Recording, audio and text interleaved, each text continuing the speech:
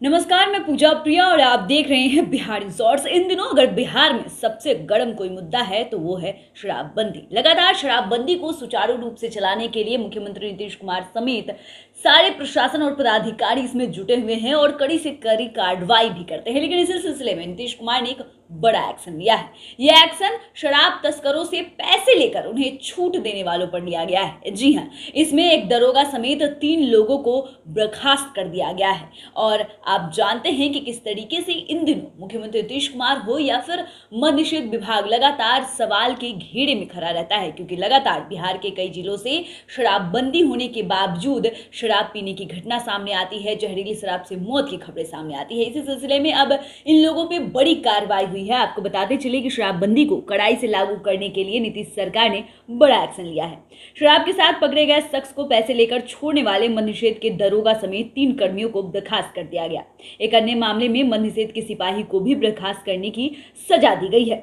वर्ष 2019 में पूर्णिया के दालकोला चेक पोस्ट पर मद्य निषेध विभाग के दरोगा ने शराब के साथ युवक को पकड़ा था। इस बीच उसे 8 घंटे तक हथकड़ी लगाकर बंद रखा गया, पर पैसे लेने के बाद उसे निर्दोष बताते हुए छोड़ दिया गया। मद्य निषेध एवं उत्पाद विभाग की जांच की और दोष पाए जाने पर अवर निरीक्षण अनूप कुमार, सहायक अवर निरीक्षण मोहम्मद सोहराब आलम और मद्य निषेध सिपाही अविनाश कुमार को बर्खास्त करने का आदेश दे दिया गया है।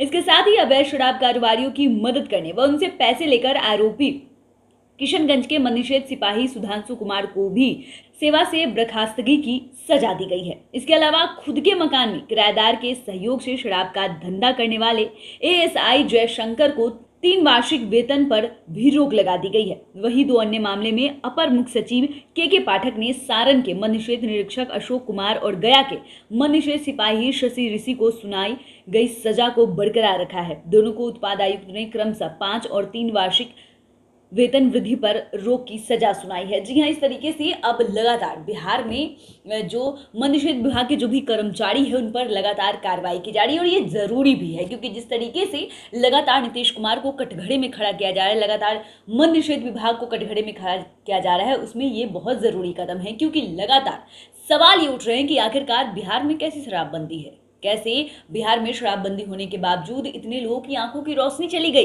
लोग स्वीकार कर रहे हैं कि उन्होंने अपने दोस्तों के साथ मिलकर शराब का सेवन किया था, उसके बाद उनके साथ ये घटना हुई। और दूसरे प्रशासन मानने को तैयार नहीं होता है, प्रशासन उन्हें बीमारी बता रहा होता है। तो ऐसे में लगातार ये खबरें निकल कर आती है कि आखिरकार सरकार नीपापोती क्यों कर रही है। अगर नीपापोती करना है तो शराबबंदी को जो है वो खत्म कर दे।